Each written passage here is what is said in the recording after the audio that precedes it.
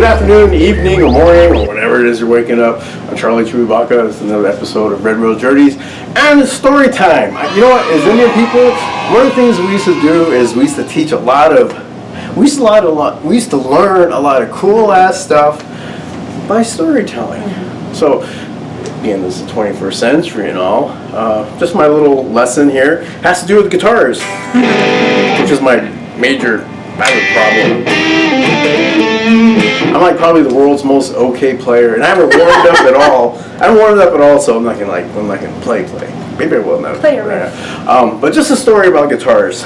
All right, there was a point in my recovery. Actually, music is probably one of those things that totally saved my ass playing guitar. In fact, even when I was still drinking and using, I bugged my mom, so she finally saved up and got me a guitar. And I was like, yes!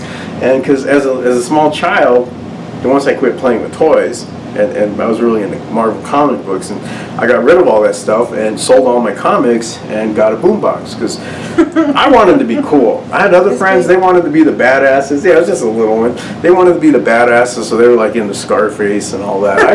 I just wanted to be cool. I wanted to do music because that's what I thought was cool. That's how you get all the chicks. But anyway, so that was my beginning of that. And finally, when I got sober, I had to relearn how to do the guitar, because my favorite thing to do in the world was sit there with a bottle of Jack, a pack of smokes, and a new set of Super Slinkies on my guitar, and I would just be, I'd just be so happy.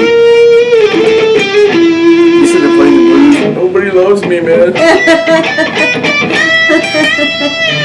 But so when I got sober, I mean, being a musician and playing guitar has always been a metaphor for me. There was one point in like 2002 where I had, I think, about 20 different guitars, mostly electric guitars. And at that point in my life, I was newly married, new family, had a son, and should be concerned with other things, like bills and food, and diapers, which I was always managed to do, but I had this problem with guitars. I'm a total guitar-holic. I switched lanes of addiction, which is another cool thing we'll talk about, is lanes of addiction. But I switched lanes of addiction, and music was my thing. So my pattern was basically, and I might have told this story before, but I'm telling you again, I don't recall, because I lost track of how many videos I was trying to do when we first launched this YouTube channel. But I would have a pattern of playing guitars. I'd play a guitar for about 3, maybe 4 months. I don't get bored. My guitar, and so I would have to fix it. And how did I always fix it? Is, well, I'm bored with this guitar. I get a new guitar. Because at first, I'd be all, when I get that new guitar, all of a sudden I'm like, yeah, man, life is good,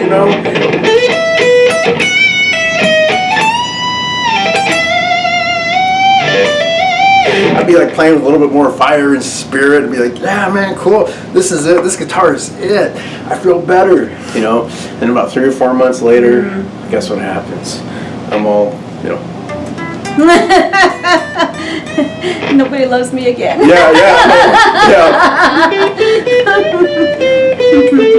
I've kind of lost that fire, that spirit, that energy. And so what do? I go get another guitar. It could be a brand new guitar that no one's ever played before, or it could be a used pawn shop one or a junker, or it could be like this one. I made this guitar from spare parts because I don't like the Jackson guitars. I really like their Japanese parts.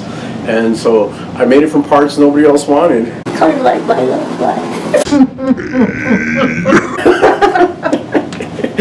So I made this guitar. I made this guitar from spare parts. Don't worry, you'll be there too. You'll be leftovers at some point. You'll be leftover of all you're like a plate, it's all chewed up, and I don't want this.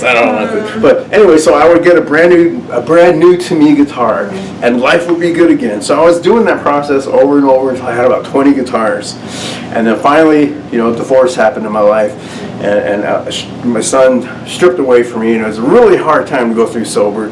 But I found myself living in my mom's cabin just outside of Santa Fe, about 10 miles out of Santa Fe. And this cabin was like nothing luxurious. It'd be like big ass centipedes falling from the ceiling, and I'd wake up with bites all over me, and it sucked. It sucked. Jeez. You know, centipedes really, those bites really. It's like getting an X-Acto knife and sticking it in, and then getting a 9-volt battery and burying it in there, and it sucks getting stung by a centipede. But you stayed sober. Yeah, I did. But you stayed sober. And I found myself living in that cabin, barely working, right? And I was just like, one thing I did have is I had a credit card from Guitar Center. It figures. Yeah. Yeah. So what did I do? I bought a Gibson SG. I was like, yeah, I got a new guitar. But you know what? It stopped working. Because I was sitting there, and I was in that little cabin, you know, playing I didn't feel better. Even though I had a Gibson SG, I was like, man, this still sucks, man. It's the same right. And all of a sudden it started to occur to me as I was sitting there, you know, playing my blues again. But you know, it's like, you know what? I think I see a pattern here, and it's really part of my recovery. I see is that even though I got a brand new guitar, whether it's brand new notes played or new to me that I've made, I'm not playing anything new. I'm playing the same old shit on a different guitar. And that's what we do a lot in our recovery.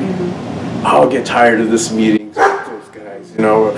So I'll go to this meeting, and you know what? For 3 or 4 months, it's pretty good. So all your character defects start glaring out again, and then you do the same thing. You leave that group, or even in relationships. I you know, was gonna point that out. Absolutely. Yeah, we're in relationships. It's like, you know, close with this person, and all of a sudden 3 or 4 months later, you're like, and so you leave, and all of a sudden you don't get alone time. You just go and you date somebody new, and again for 3 or 4 months it might be good. Until your character defects start glaring out again. People will move. I mean, people who can. That's the second part. You know, they'll move to a whole new city. You know, I'm starting a new life.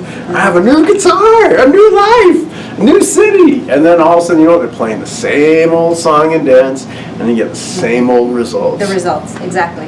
Exactly, Charlie. So, I mean, I've done that so many times that actually when I realized that, I started forcing myself as a musician to learn one new thing every day. Just nice. I still don't do it because I practice a lot, but all of a sudden I started getting more of an identity.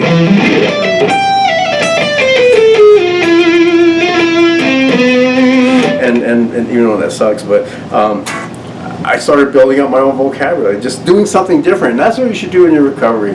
A good thing to do is try something new, and it's going to feel fake. Remember, it's going to feel fake for a little while, but try something new. Join a hiking club. You know, I don't know, to find a different hobby or recreational activity. But just you didn't get sober to play the same old song and dance. Learn some new tunes. That's when your sobriety really starts, that's when you really start growing as a human being. And our quality of sobriety life changes. Yeah. So, but I'm glad to say I don't have 20 guitars anymore. I have like 34. Yeah, I know. I've made them like this one. I really have.